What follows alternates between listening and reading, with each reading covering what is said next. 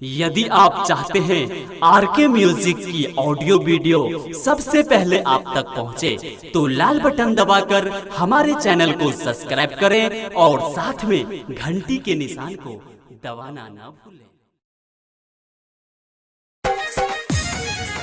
Music by 3D studio.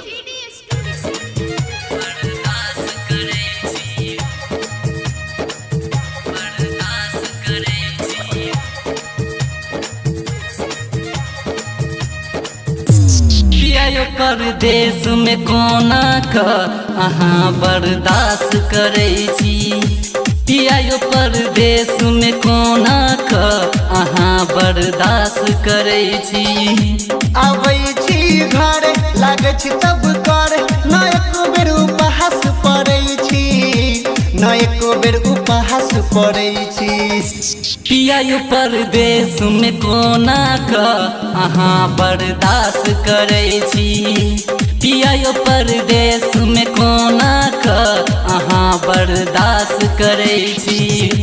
आबै छी घर लागे छी तब कर न एको बेर उपहास पड़ै छी, न एको बेर उपहास पड़ै छी। पियायो परदेश में कोना का अहाँ बर्दाश्त करे छी, पियायो परदेश में कोना का अहाँ बर्दाश्त करे छी।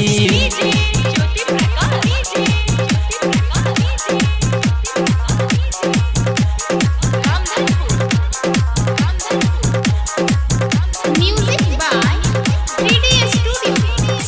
पियायो परदेश में कोना का अहाँ बर्दाश्त करे छी।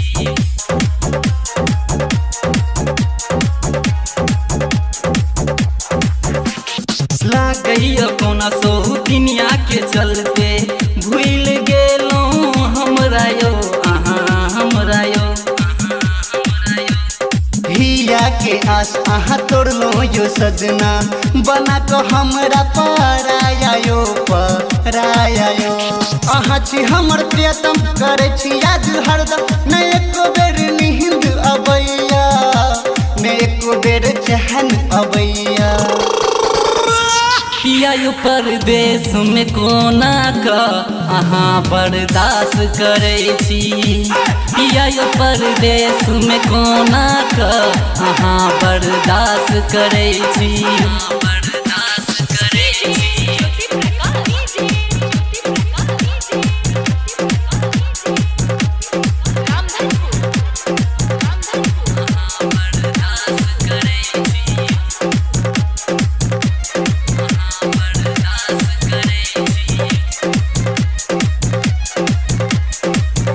Music by 3D studio.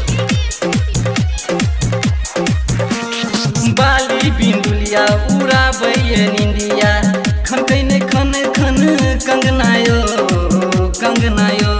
पिया प्रभाकर मनोज के संगे अबे न एको बेर अंगनायो अंगनायो।